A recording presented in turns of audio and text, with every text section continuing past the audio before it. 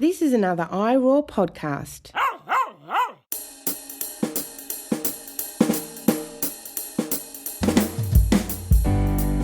Welcome to Our Hen House. This is Jasmine Singer. And this is Marianne Sullivan. And I think you're going to love this week's show. Marianne's guest is filmmaker Casey Suchan, who will be telling us about her new movie, The Animal People. This is an intense documentary about the activists who back in the 90s took on Huntington Life Sciences, a very successful contract animal testing lab that was doing absolutely horrifying things to animals.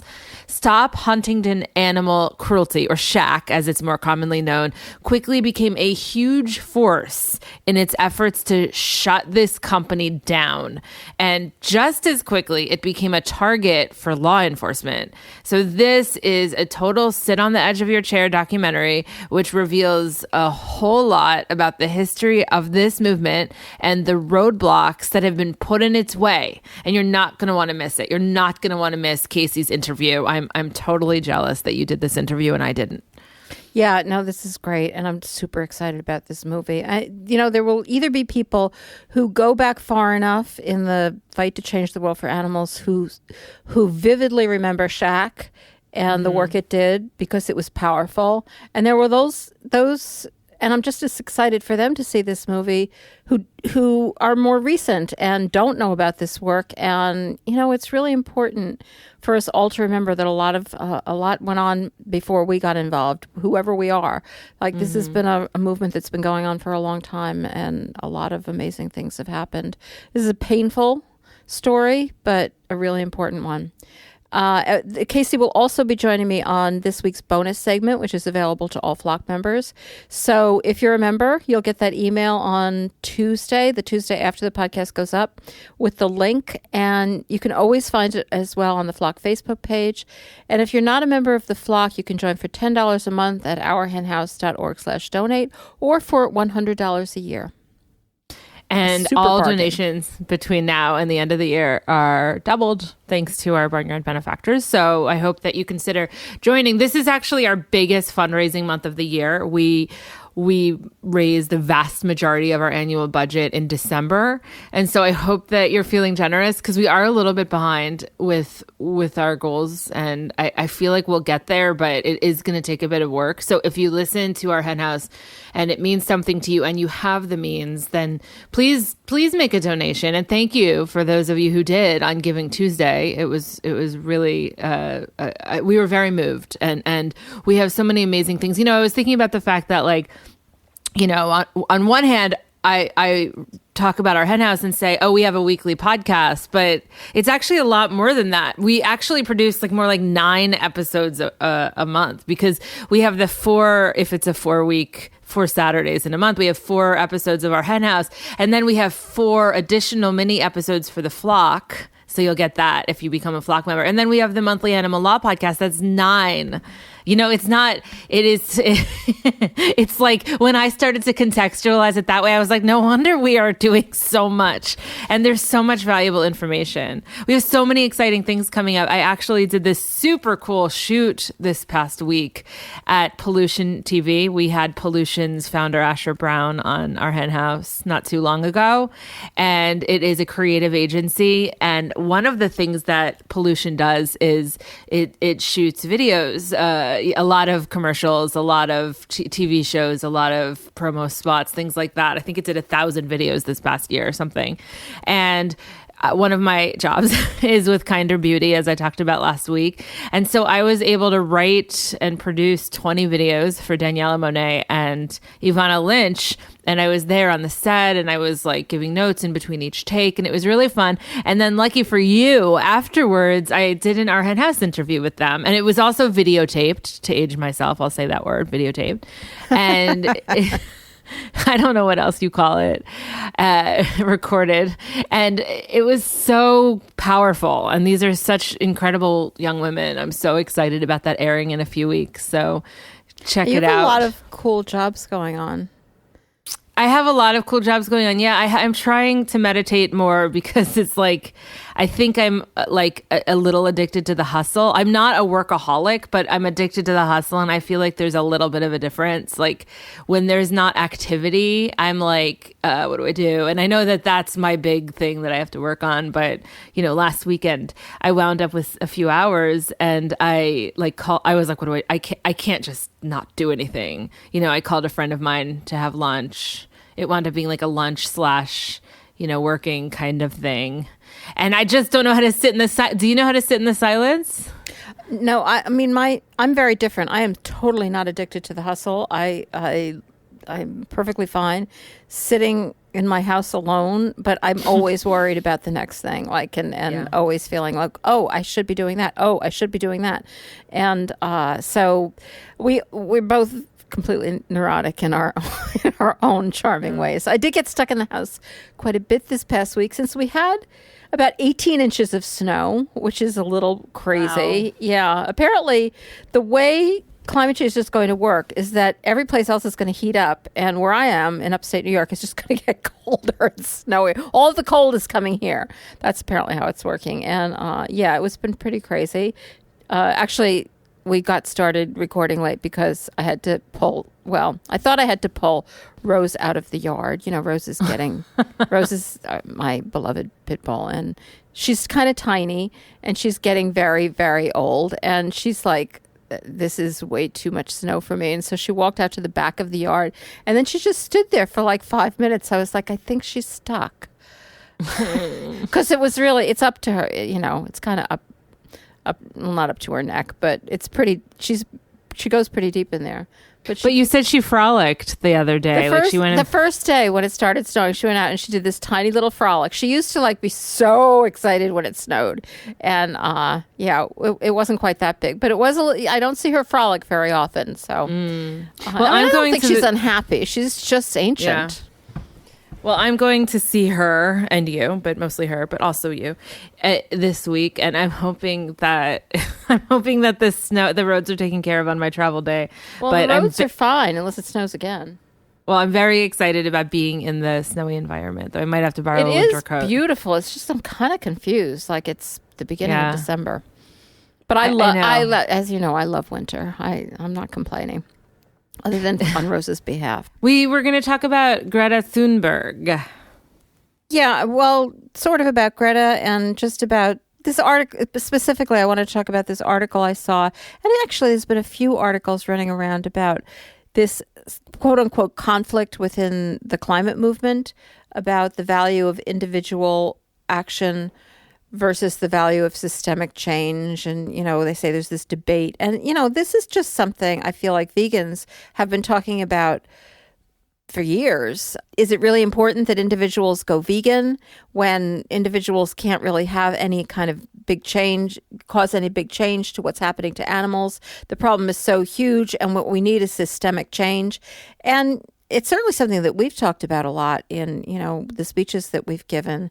It was one of our favorite topics. And so I was just interested to see the exact same debate posited in the climate context in this article in Forbes. It's called Greta is Right. Study shows individual lifestyle change boosts systemic climate action.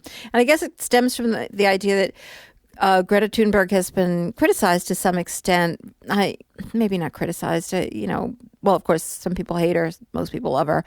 But the idea that, you know, she's taking this sailboat across the Atlantic twice, and that just can't be posited as something that everyone can do. And she kind of admits that. This is actually where it deviates from veganism, because veganism is something that everybody can do. But she says, she does it in order to point out that people don't have options. People don't have any climate-friendly options. And so of course, not everybody can be expected to do this. But what this article is pointing out is that there is this recent research being done at Princeton that actually demonstrates that people who advocate for something get a lot further and have a lot better impact on people if they practice what they preach. And so this would carry out, I think, the thought that we've always had, that if you're vegan, people are going to listen to you better or more, even if they're not vegan. And even if they don't show it and get their backs up about it, they actually are going to pay attention a lot more if you're walking the walk. Yeah. And I think that it was very reassuring to me. Yeah, I would agree with that. I mean, it's just more reason for us to like maintain our value system through and through. And that's one of the reasons why I love being vegan, and as opposed to, you know, people who say, well, I don't want to attach the label to myself. But then you leave in inconsistencies, or like the possibility of someone gotchaing you and like kind of letting themselves off the hook because of it. Totally. It's like, and you know, it's easy to do because people do act as if, you know, they act not offended maybe, but they're made uncomfortable by the fact that you're vegan. And so we pick up on the discomfort, and maybe some people just don't like to push it. But it also is a point of not just that we have to admit that we're vegan, but we have to talk about it, you know. And, you know, I know every single person listening to this draws that fine line every day of how far do you push it, and how much do you say, and where do you draw that line? But I think it's reassuring to realize that even when you're not talking about it, just the fact of your being vegan, if you're public about it, if it's clear to people around you that you're vegan, like things that you say about animals are going to be taken more seriously. I mean, you know, this study was about climate, but I'm sure the same thing holds, that people take you more seriously if you, as I said before, walk the walk.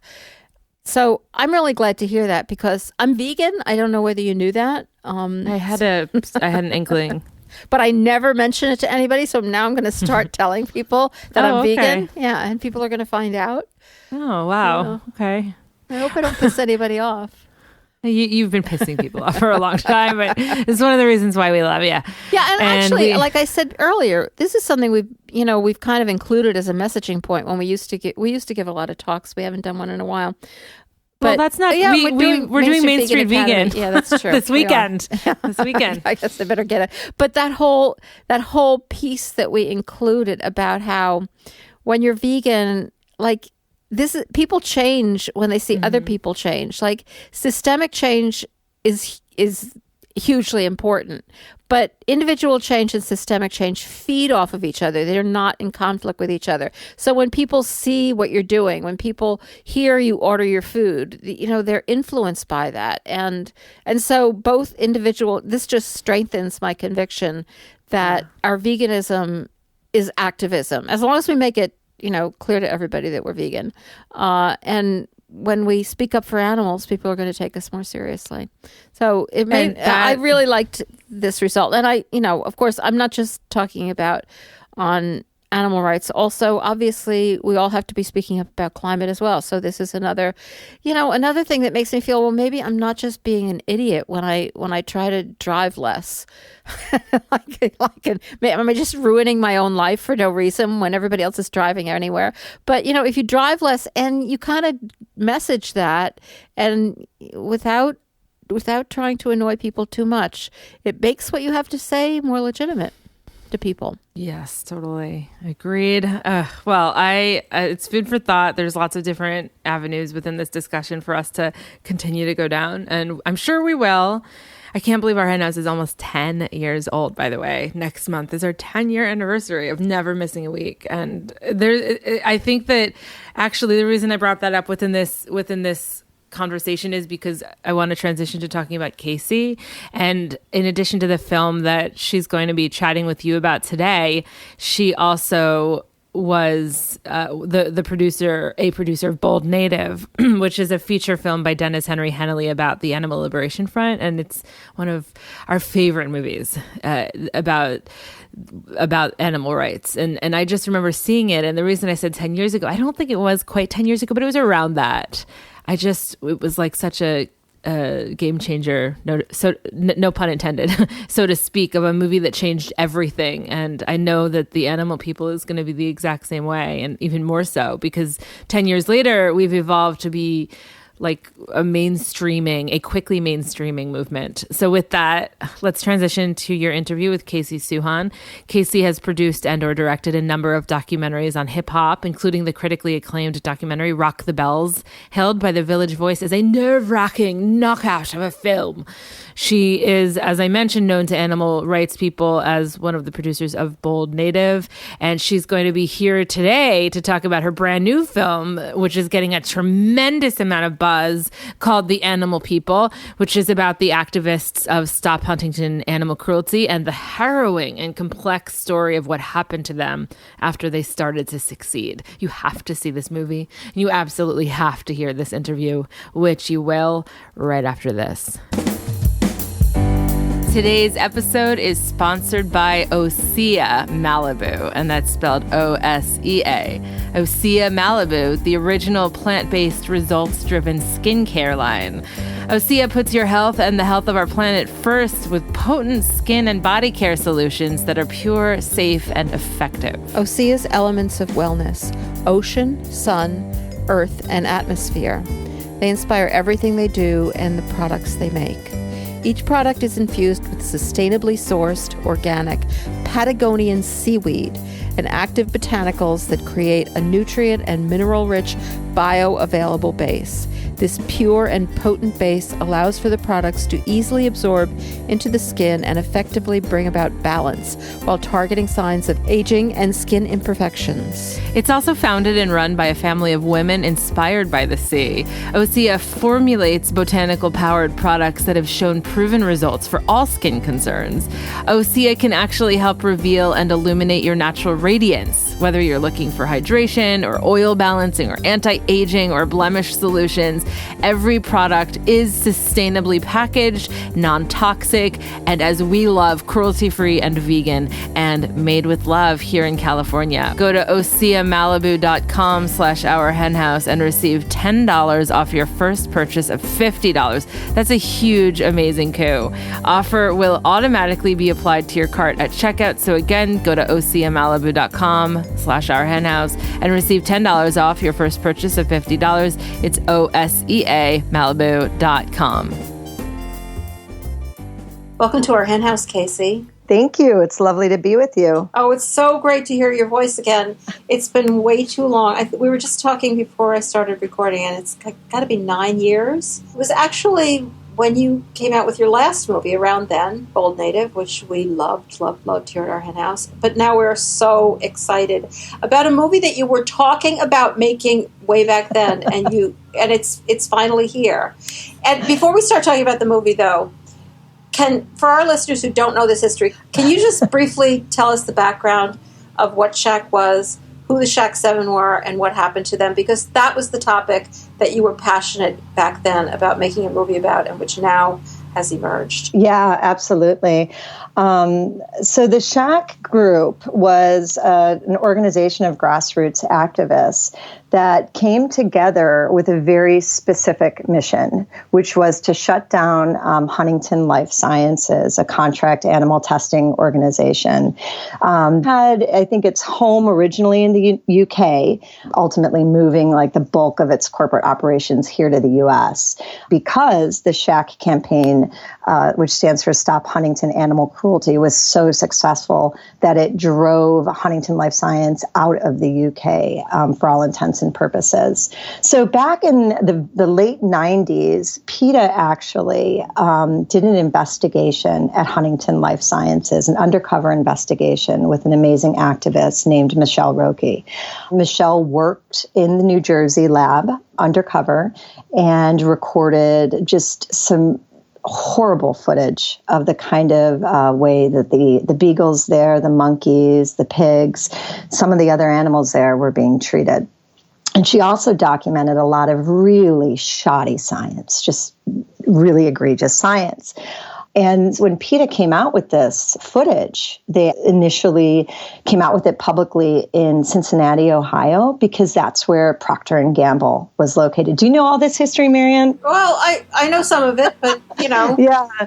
So there are a lot of details here, and it was a long, hard campaign But I just think people really have to know, because I think there are people today who just don't know this history. Yeah, I think what's so fascinating about like the inciting moment of this campaign was that PETA had done this investigation. They came out with the investigation publicly with a press conference in Ohio.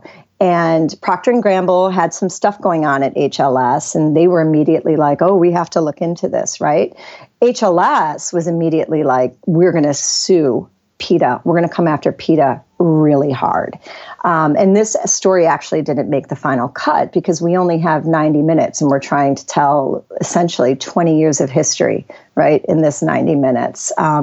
So PETA had gotten their message out there. They had gotten this footage out there, and they were then slapped with a gag order, and they couldn't talk about it anymore. Full stop. But the one thing that was out there was this 9 minutes of footage and these stories and this diary that Michelle Roque did. But PETA couldn't they couldn't organize around this anymore. And that's where the Shack campaign was born. And simultaneously, when Michelle Roque was doing her undercover investigations here in the U.S., there was a unrelated undercover investigator in the UK, Zoe Broughton, who was doing a similar investigation there. And she did an amazing documentary called A Dog's Life and found the same kind of animal abuse. And what bubbles to the top here, of course, is that this is just the way it is in these facilities. Michelle says it in our film that they just treat these animals the way you would treat a computer that's being sluggish or slow, I think is her exact quote. It's just a job and they're getting through it. I'm sure there's a desensitizing that humans have to do in order to do the kind of work that they're doing in those facilities. And I don't know what that does to the soul. But anyways, there were these simultaneous investigations, and there were a group of activists in the UK who said, this can't happen. We're going to stop this, and we're going to create a campaign that is modeled after the anti-apartheid movement. And we're going to shut this lab down, and we're not just going to protest this lab. We're going to protest anybody that does business with this lab. We're going to do tertiary targeting, right? And we're going to that was the huge innovation, was this tertiary targeting of targeting anybody who does business with them. Huge innovation. And the other thing that was happening is when this campaign grew out, right, it was in 2000. What was happening at that time? The internet. So what did the internet do? It connected hundreds of disparate activists who now had access to see this footage that was being handed around, and it gave them a format to work together. And they chose targets, or tertiary targets, that had offices all over the world. Our story, of course, tells the story of the Shack organization here in the United States, that once in England, after this, the group formed and protested Huntington Life Sciences there, nobody would insure them. Nobody would put money into them. And so the company found an investor here in the U.S. and moved their corporate headquarters to New Jersey, where they would have more protections from people finding out their business, right? Because the U.S. has better corporate laws. Better. I'm doing air quotes here, guys. So the campaign followed them. And it was really, again, it was a grassroots organization with hundreds of activists who could work together on one issue. And one thing that the people we talked about who worked on this campaign often mentioned was that the activism up until that point was quite disparate, right? It was like, we're going to do a little fur protest in Seattle. We're going to do a McDonald's protest here in Florida. The groups around the country were working on like local issues and kind of one-off. They were kind of one-off protests, right?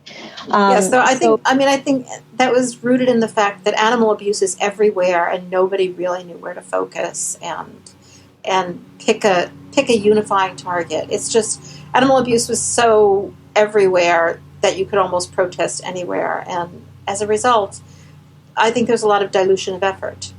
Yeah. Absolutely. And this campaign, like you said, was quite innovative because it said, let's all focus on this one thing.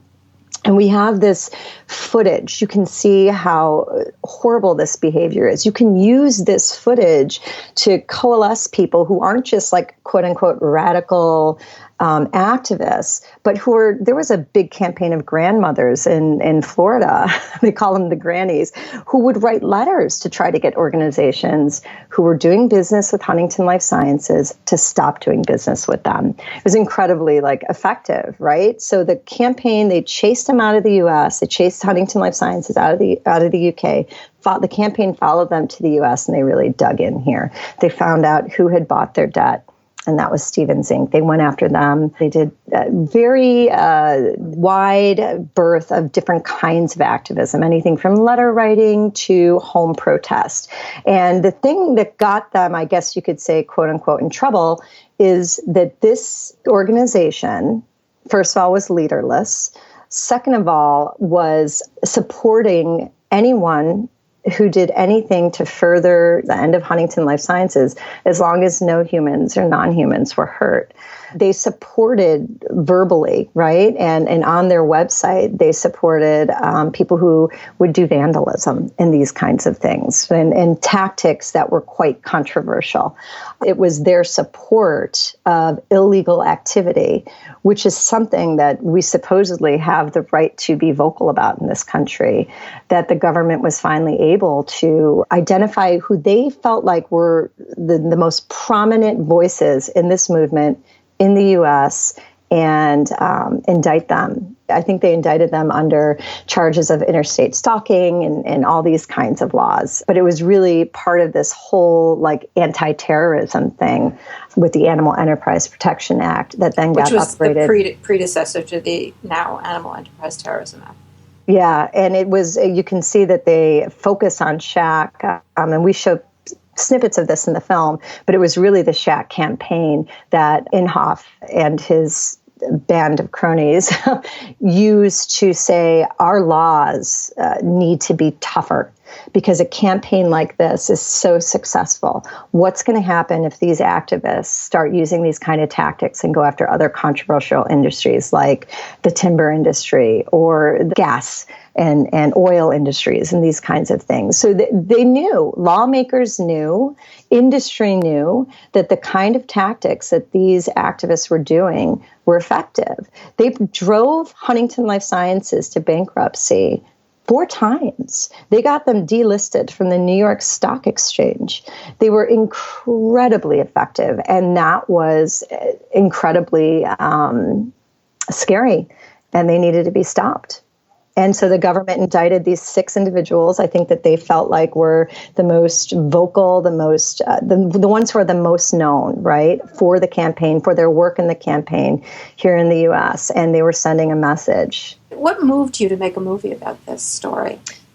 Well, I think the initial thing that was so fascinating to us, we were kind of learned about the campaign before the indictment. And then 9/11 happened and the world changed dramatically. The way that people were talking about activism changed dramatically. And shortly thereafter, these Shaq activists were indicted. And the story that kind of bubbled around was, well, they were just doing free speech. These 6 individuals who, were indicted were just talking. And so you just say to yourself, how can that be? How can people who are just talking be indicted under charges like this? Like, what is happening here? So that was for us, we want to know more about this. We have to tell this story. This is not right, right? And we met Ari Solomon and Miko Alan, who had already started working with 2 gentlemen, Hal Weiss and Andy Roth, who had been with the defendants when they were going through the indictment and trial process. And so they had this kind of little treasure trove of footage. And as a filmmaker, we want to see that footage. What are you doing with that footage? Can we work together? We've always wanted to tell this story. So that obviously quickly became yes, let's work together. We all respected each other as filmmakers. But as we started digging into the story and got access to the full trial transcript, which, Marianne, if you've never read, is it would be super interesting to you.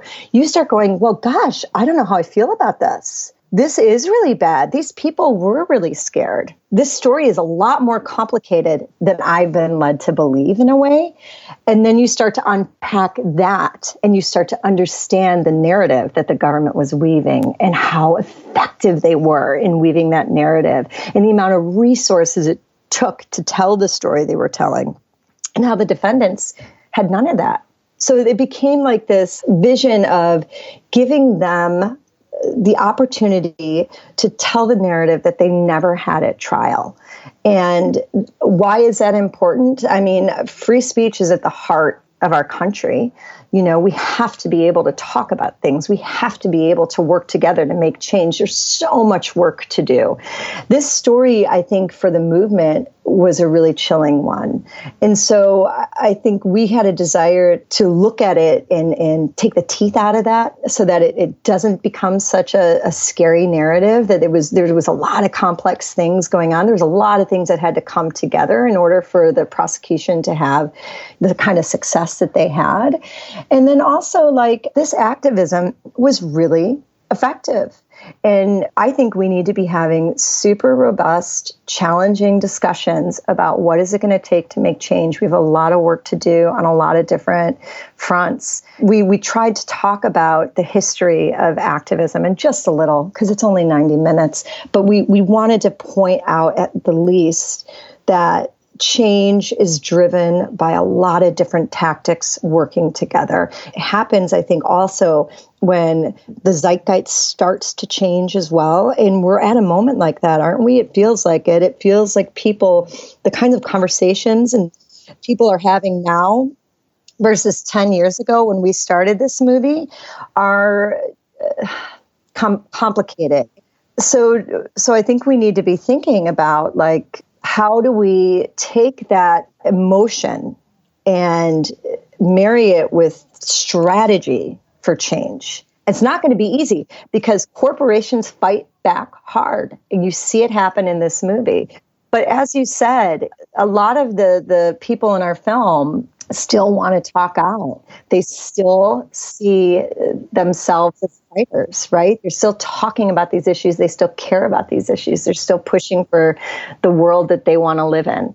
In a way, the fact that it took so long to make the Sisyphusian movie is great, because I think now we're more than ready. We're more ready than ever to have the kind of conversations that the film is asking us to have. Like, what is violence? What kind of a world do we want to live in? And what is it going to take to live in a world like that? You know, what kind of personal sacrifice is it going to take to live in a world like that? What kind of support of diversity of tactics is it going to take to live in a world like that? You know, two of the things that you point out, they didn't really get to tell their story. And they certainly didn't get to tell their story at this trial, which was so one-sided. And the two things really struck out for me is that nobody at the trial was allowed to hear about what was happening to the animals and what motivated all of this. And that it's such an important part of the story, even if it's not an important part of the legal story as it was framed. And the other was that how it was framed as the people who were the subjects of these protests were very, very frightened. And you point out that that wasn't always the case, though certainly some of these protests were very frightening. Probably were. And so I think that really comes home for me, that those two stories were simplified into very simple narratives, and the people at the trial really missed what was really going on here. Absolutely. These things were said at the trial, but I think what maybe the lawyers in this case didn't quite understand was that they had to be storytellers, right? They couldn't just point out the facts. They had to weave an emotional narrative in the same way that the prosecution did so well. The prosecution, which was spearheaded, of course, by Chris Christie, which is an interesting, like, little side story. But I don't think that they understood that they couldn't just make an intellectual argument. They were making an emotional argument. And what I don't think the jury really got was that these protests that were at homes, that feels like invasive, right? They had permits for all those protests. You know, they had to be a certain amount of feet away from any given storefront. And there were cops there. I mean, these weren't like out of control protests where anything could happen. There was supervision, quote unquote, right? So I don't think the jury ever really got to understand that. Certainly, there was stuff that happened outside of those parameters that would fall in the realm of illegality. And certainly, by our laws as they stand, the people who, cross those lines should be held accountable. What happened in this case was that organizers who didn't break the law were held accountable for other people's actions, which, the film goes into this, and I'm sure you with your legal knowledge understand, right? Like flies in the face of everything that we understand our rights under the First Amendment protect. Well, I think that really brings up a hugely important point about the attitudes of these activists. I mean, Will Potter, who's interviewed in the movie, points out that there was a lot of hubris amongst these activists, which is kind of a necessary element of being an activist. You have to have a strong belief in your cause and in yourself. There was also a certain amount of naivete about what the world is really like. Do you think that not only this case, but experiences since then have shifted those attitudes that perhaps what people thought they had the right to do in a real practical sense, they don't?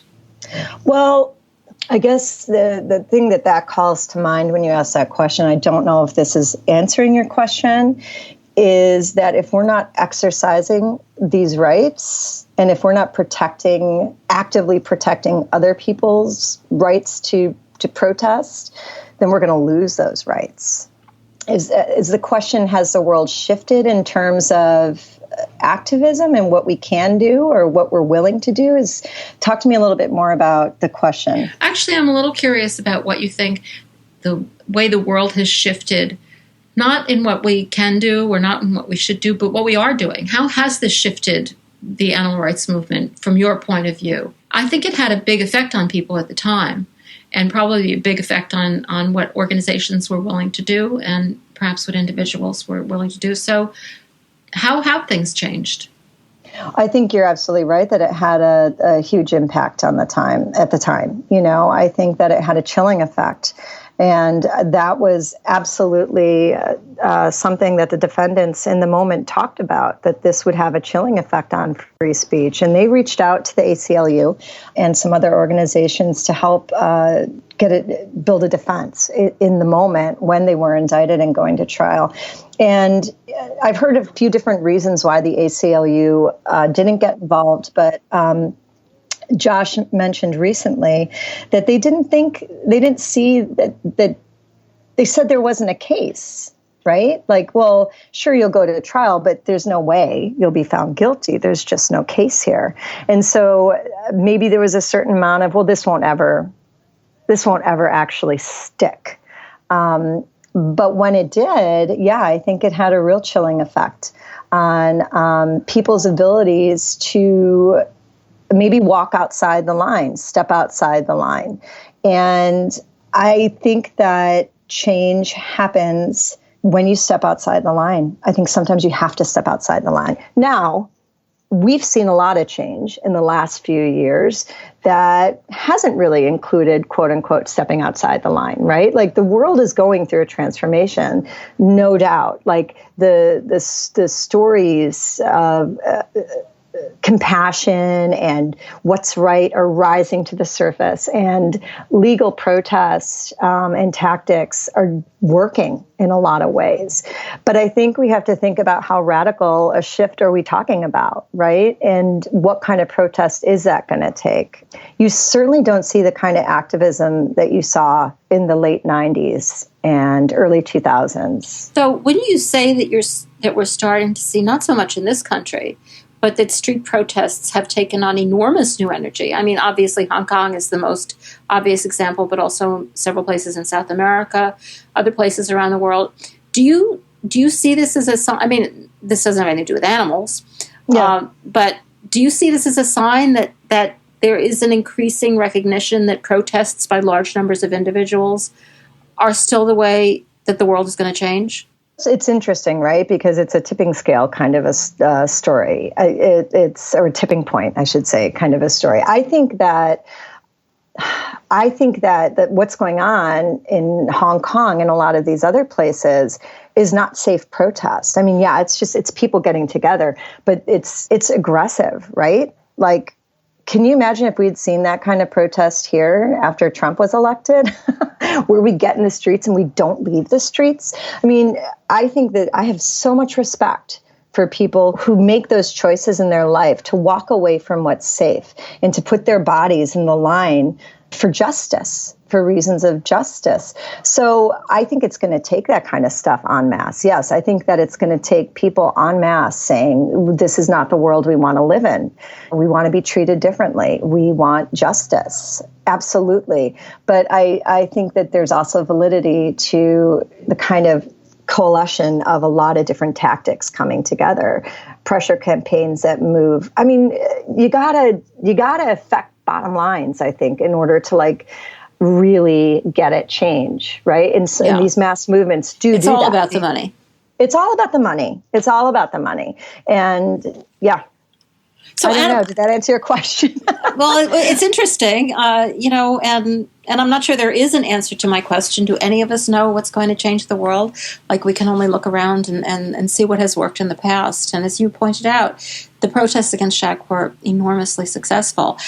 Still in all, animal rights has always had this problem, particularly when it comes to street protests. And even though back in the 90s it's clear that people were able to garner a lot of people in the street for an animal rights protest, but it's just always had the problem of not being able to mobilize its constituents. The animals are not able to get out there and protest. And so at the end of the movie, you really talk about a broader view of a movement of justice, which encompasses animals, perhaps, but encompasses, all of this change we're seeing, all of this resentment and anger that we're seeing rise up.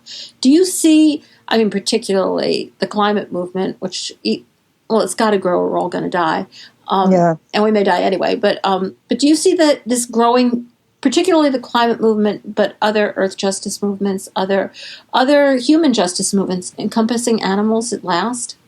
I mean, I think that's the vision. That's the vision that the film is trying to connect those dots. And I think that that Jake says it so beautifully in the end. He says, until it's not just about this movement or that movement, until we're all free, we have to stop picking and choosing who gets to be free. And that does encompass animals. And, I mean, we all heard the Gandhi quote that you can judge a society by the way it treats the least of its members. And that's certainly true. And I think that these things are totally related. I think when Lauren says in the film that animal testing isn't going to stop until we start, as a society, saying we're not going to allow violence. And I think that's across all spectrums.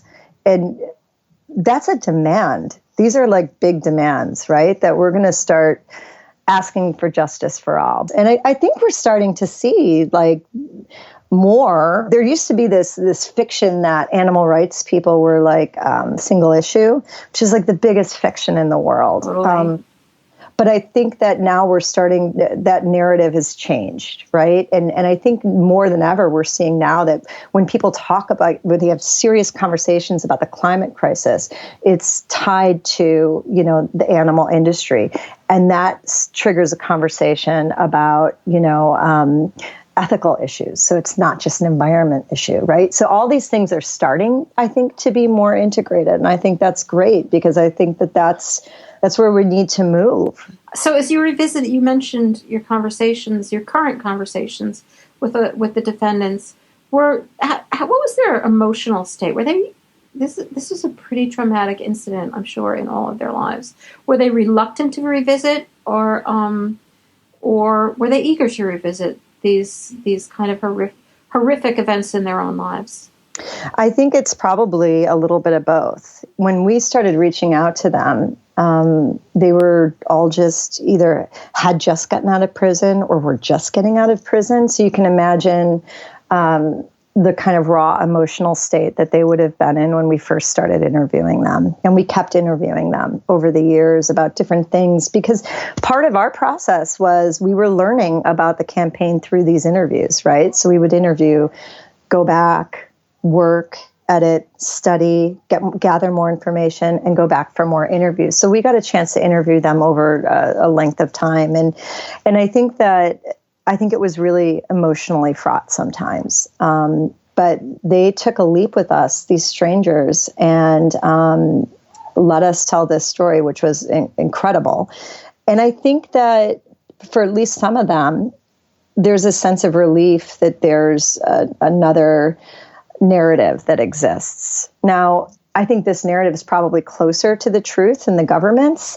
Yeah, I think we can safely say that. But again, it was a tough process because we're simplifying so much. This could have been like a very compelling 8-part, 10-part series on Netflix now, right? But so when you are making choices about what to talk about, that's tough. Would they have talked about other things? Probably some of them would have wished that we spent more time talking about the variety of tactics that the campaign employed, from banner drops to home protests to letter writing campaigns to sometimes they would pick up a call and they'd call, they pick up the phone and they'd call an organization that provided, laundry service for Huntington Life Sciences. And they would say, look at this footage. Let us tell you this story. Look at what they're doing. And that company would simply drop Huntington Life. It didn't take protest, I think that's such an amazing point, that it is always assumed by the narratives around this case that these tertiary targets, these companies who are doing business with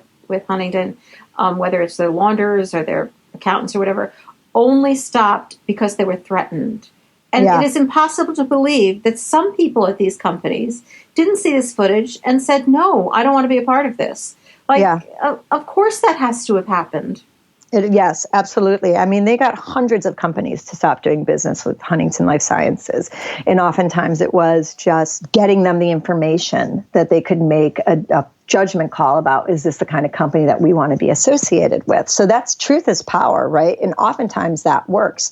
Maybe sometimes once companies got the call and went to the website and saw the kind of what could happen to a company that didn't choose to leave business with Huntington Life Sciences, maybe that was the deciding factor.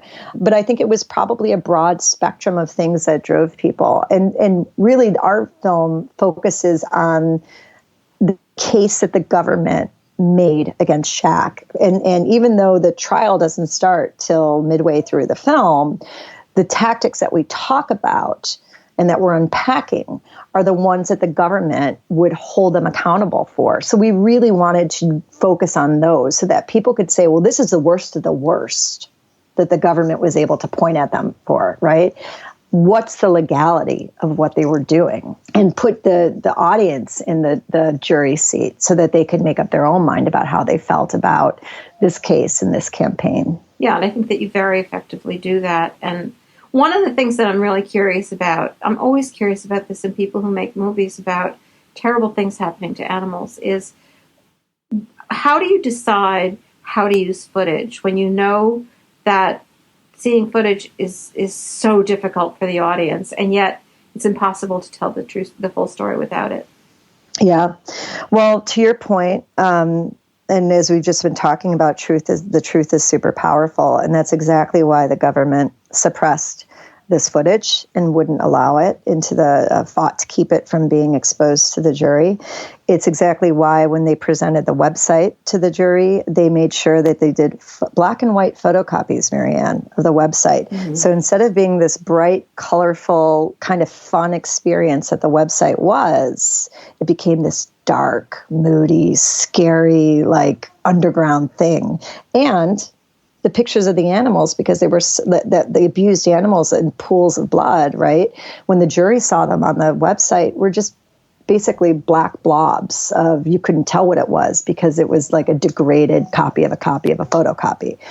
So truth is power. And we knew that in this case in particular, because this footage was such a part of what drove these individuals, and the jury never got to see it, that the audience had to see it.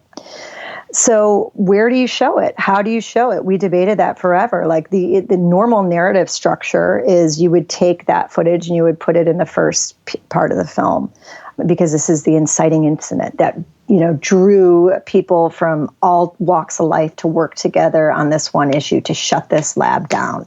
And then once they were successful with that, they were going to go after another lab. Like this was the inciting incident. So you put that up front, right?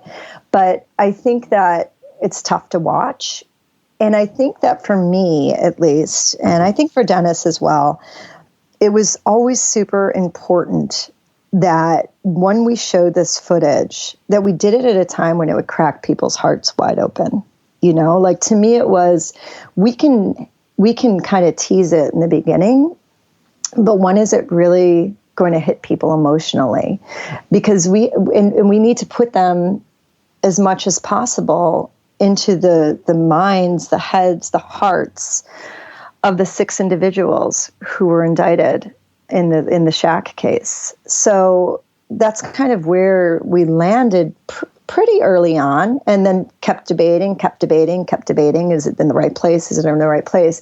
But it's always felt like best to put that once you know the people, because, nobody wants to see this footage, particularly people who aren't already wise to these issues, right? I don't want them shutting this off because that footage is right up front. And it's like, oh, it's going to be one of those movies, because it's not one of those movies.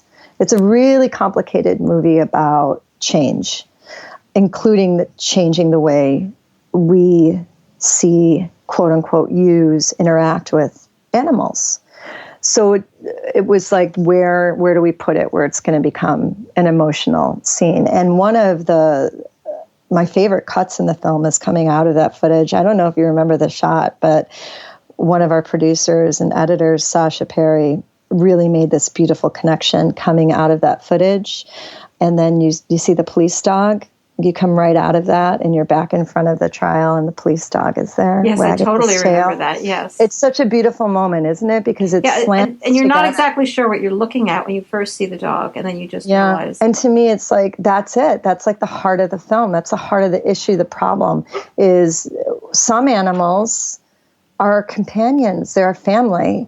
And then some animals are just commodities, right? And that's the disconnected world we live in. And it's just one of my favorite moments in the film. And I'll be forever grateful to her for finding that. I remember first seeing it and being like, oh my God, what a moment. Yeah, it's very affecting. Yeah, and the way you placed the footage, as you said, it was very carefully done at a moment where I felt I had to watch it. I didn't want to watch it. Because I never want to watch footage. I always have to make myself do it. But at that point, I felt like in order to understand this story, I have to watch this. So I think it was very effective. Oh, I'm so happy to hear that. Thank you. It's amazing, isn't it, too? Like just a few weeks ago, I mean, the same kind of footage is still coming out. Like this was 20 years ago. And that's definitely something. And it's why we kind of point at that towards the end of the film again. And we'll point at that on the website as well, that should you think, oh, this is 20 years ago, it can't possibly still be this way. It is still this way. It's barbaric. It's antiquated. Look at the leaps and bounds we've made in 20 years. The leaps and bounds we've made as a society in more than 20 years since these same laws have been on the book that require this kind of testing. It's mind-boggling that we're still using this horrible model thinking that somehow it's going to translate to human health. It's just, at the expense of so much trauma, So I definitely want people to know this is still happening all over the place. Yeah, and it's still happening in Vigo, right? PETA just came out with an investigation. In Vigo is formerly HLS. So it's still happening everywhere. It is. And I just hope that people seeing this movie will recommit themselves, if that's needed, to finding new ways and not be intimidated by what happened here, but be inspired by it. And I think your movie really, really will help them do that. Tell us, what are the plans for distributing the movie and where people will be able to see it. Oh, and your experiences, not to put 22 questions in the same place, but your experiences in showing it so far. So we wanted to screen it to people who weren't already invested in these issues to see, like, what kind of conversation was it inspiring? Is it doing its work in that world? Because we don't want this to be a movie that just talks to the choir.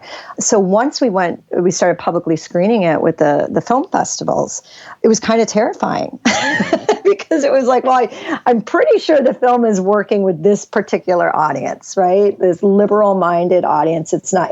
But what about our core audience?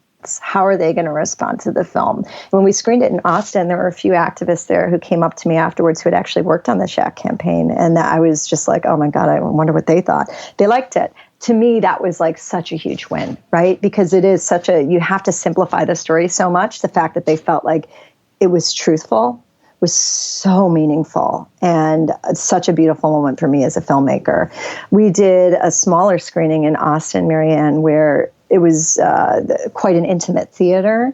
And the audience throughout the film were laughing together, gasping together, crying together. I mean, when it was over, I had to get up and take this one woman in my arms because she stuck it out in spite of like the fact that she had was having such visceral emotional reactions to it. So it's been really powerful. And I do hope that, I think it's also a really wonderful film to watch in a group because I think you watch the film and you want to talk. And it's not easy conversations. I have seen people get into serious, debates, borderlining on arguments after seeing this film. But I think that that's really important. Yeah, right? I think that's fine. Yeah. I mean, these are issues that deserve to be argued about and sorted out. And it's also always easier to watch movies that are emotionally wrenching with other people. Whether they agree with you or not, it's just sometimes you need some support. Yeah, so the film will be available on streaming platforms, iTunes, Amazon, Vudu, all the those kind of heavy hitter types, right? The normal gang of streaming platforms for rental and for purchase starting December 10th. We are also really trying to support and encourage people doing group screenings, whether that's in a small theater or with a group. The distributor we're working with, Virgil Films, is helping us to support people to do screenings like that. So we hope to see a lot of that. We've already gotten a lot of requests for that. Well, I think it's such an important film, and I just think that retelling this story in a fair way and in a way that people can understand can really help change some of the attitudes and implications that people have taken on, because people who know about it, people who know about the prison sentences, people who are frightened by it, I think this can give a new life to what happened here and the injustices that occurred here. And so thank you so much for making the film and making this story available to people. Oh, Marianne, thank you so much for all the work that you do in bringing stories and issues to light. And it was absolutely my honor and privilege to talk to you about the film. It was my honor and privilege to make the film. And I feel such deep gratitude already to anybody who takes the time to watch the film. So I'm sure lots of people are going to be watching it after listening to you. Did you know that you can dedicate a podcast episode to someone you love? For $200, you can not only honor a loved one, human or non, but at the same time, support our Henhouse's efforts to change the world for animals. And as a bonus, we'll throw in a 1-year flock membership. Our Hen House is a 501c3 nonprofit, and we rely on your contributions to support our efforts to change the world for animals. We've been on the air every single week without missing one since January 2010. For more information on how to dedicate a podcast episode or just to throw us some cash, visit ourhenhouse.org/donate. Anxieties are rising. It's not particularly surprising that the Dean Foods bankruptcy. Dean Foods is, of course, or was, America's largest milk producer. And their bankruptcy would logically be causing anxiety for anybody in the turning animals into food business. And this is from the Meet Your Markets column by Matt Graves on the Meeting Place site.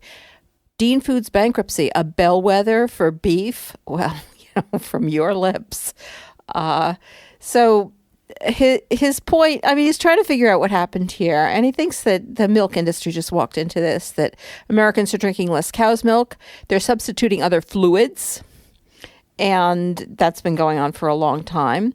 And but the complex part is, according to him, is that consumers are also drinking less cow's milk in the hope of contributing to improvement in our environment, as cow belches, in consumers' opinions, are contributing to global warming. Well, obviously, if that is contributing, and to tell you the truth, I don't know whether that's the main reason people have turned away from milk, but if that is contributing, the beef industry is kind of screwed, aren't they? So he's also pointing out, which, doesn't really help animals at all, that some of the big sellers like Costco and Walmart are building their own milk processing plant and or beef and chicken plants. Plant is their word for slaughterhouse. And so that doesn't help. But what does help is that he's totally right that people are not drinking milk for a bunch of reasons, and let's hope that is a bellwether for beef. In his view, quote, Dean Foods spent too much time on fluid milk production and didn't realize until it was too late that consumers wanted alternative fluids to slake their thirst.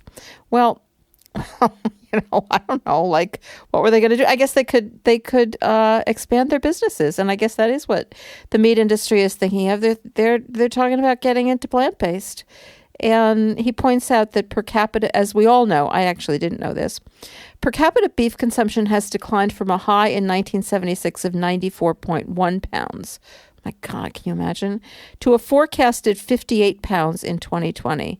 Well, that is pretty extraordinary. Of course, that's U.S., but that's huge. That's a huge drop.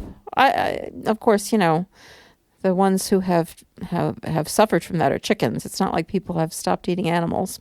But still, things have shifted, and things will continue to shift. And as he points out, similar to consumers' desire for alternative milk drinks is their clamor for plant-based faux meat products that has cut into meat and poultry sales.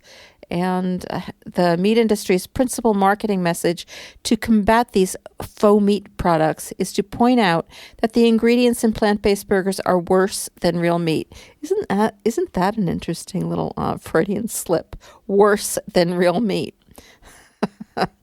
But, he asks, is this a sustainable marketing strategy for real meat's growth? I don't think so. I don't either. Really interesting. Last line in this are, the times they are a-changin', right, Mr. Dillon? And, the meat industry doesn't know what's going to happen. We don't know what's going to happen, but there's hope that a lot could happen, and they're pretty worried about it, which is always nice to see, which is why we do this. Okay. Burger King. I know we've reported on this before, but I had to talk about this column. This is a column from Drovers. That's a meat industry website, and by Greg Henderson. Burger King's impossible mess over fake meat. And he's talking about the lawsuit. This is what he says, quote, a vegan man has sued Burger King because he claims the Impossible Burger he bought was cooked on the same grill as real meat burgers. That makes them contaminated, in his view, unfit for people who don't eat animal products. As you know, or you do know if you listened last week, Jasmine and I have both come to the conclusion that to us, it sounds like this is a meat industry ploy, this whole lawsuit, and because it just seems so odd for that. It just came out of nowhere. And though there certainly are vegans who care about this, what most vegans care about, I think, well, a lot of them do care about personal purity. But what most people care about is that fewer people will be eating cows. And, while individual vegans may not wish to eat this product because it's cooked on the same grill, it's not marketed. It's not for us. We don't have to eat it in order for us to hope it wings its way into success.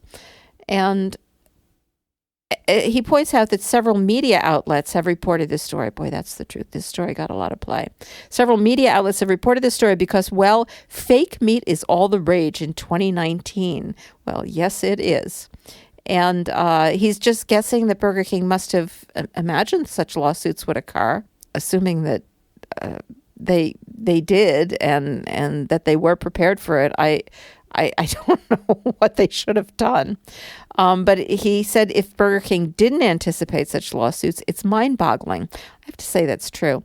Even though I hope this suit is a ploy by the meat industry and not by actual vegans, it does seem like inevitably it would have occurred. Surely the rest of, and this is the line that I think is really interesting. Surely the rest of the fast food industry will take notice of Burger King's latest lawsuit and make revisions to their cooking methods if necessary.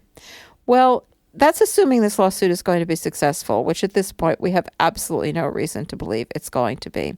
But this could be, I've been wondering, why would they do this? And this could be exactly the reason they would do it. If the meat industry can force the fast food industry and other purveyors of food to use double grills and cook the plant-based products on a different grill, that would make it a lot more difficult to produce them, and would slow them down and would slow down the production of these products. So maybe we've come up with the answer here. All right, let's see what's next. Nestle. I know you always love to hear from Nestle. I am not claiming in any way that Nestle is going to take the crown for ethical companies. I mean, people have been campaigning against Nestle and its behavior for as long as I can remember, and some of that behavior has been horrific. But that being said, here's the article on Drovers. Nestle's CEO thinks Americans eat too much meat. Well, I have to say I agree. This guy is Mark Schneider, and he says that the business opportunity in the U.S. isn't gaining a piece of the market's burger consumption, which they have pointed out is enormous. Americans eat 50 billion burgers a year. 50 billion. But he doesn't think that that's where the business opportunity is. Instead, the business opportunity is, quote, in bringing down overall U.S. meat consumption by getting consumers to eat plant-based burgers. And the reason that Nestle likes that is because they want to sell them. And he points out that consumers in countries like the U.S. are so, quote, over-indexed on animal proteins, unquote, that reducing their intake would lead to automatic health and environmental impact. Boy, isn't that the truth? So, I mean, I just have to read everything he has to say. This is another quote.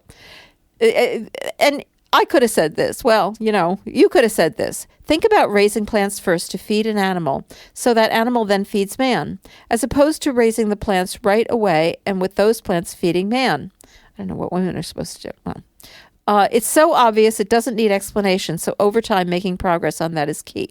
Well, hello, somebody's waking up here. It's unbelievable. This is from Nestle. They're pointing out the incredible inefficiency of raising plants to feed to animals to feed to humans, or at least to men. So, obviously they have something to sell here, and it says that they've recently joined the growing plant-based burger industry, launching the Awesome Burger in September. They come up with the stupidest names. Awesome Burger. And he's calling their feature product their triple play, and that's a bacon cheeseburger.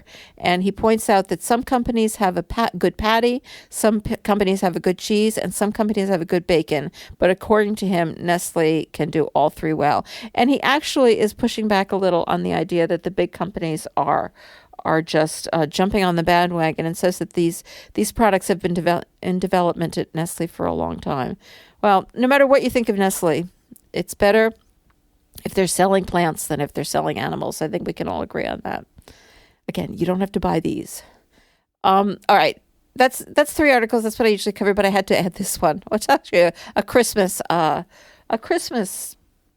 piece. So disgusting. I'll just say it quickly. All right. The National Cattlemen's Beef Association has released a 2-hour video, and it hopes that this is going to spice up any gathering or celebration. And you're probably all familiar with Yule logs, like on Netflix. If you want to pretend you have a fireplace, you can just, turn on, and Netflix has this, just a fireplace with a Yule log burning for a long time, and it crackles and it's nice. Well, they're doing the same thing. It's 2 hours long, and it's called the Drool Log. I swear to God. That's what it's called. Drool. And it's a prime rib roast, cooking to perfection, whatever that means, over an open flame. 2 hours of that. I just want to, can you imagine? Like, where do these people get their ideas? So for 2 hours, you watch a roast beef, this piece of a cow being cooked over an open flame. My God, these people are crazy. And that's it for this week's Rising Anxieties. Thank you so much for joining us for this week's show. As always, if you liked it, please support it by joining our flock at ourhenhouse.org/donate or by making whatever donation you are comfortable with. You can also leave us a good review on Apple Podcasts, like us on Facebook, follow us on Twitter or Instagram. And of course, if you shop on Amazon, you can use Amazon Smile using Our Hen House as your favorite charity.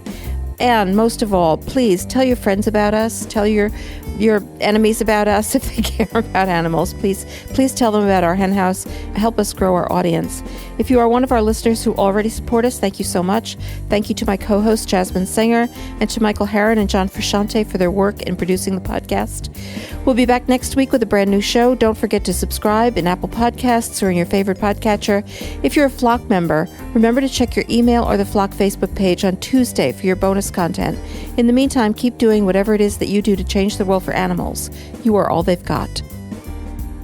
For more great iRaw podcasts, visit irawpod.com. That's IROARPOD.com.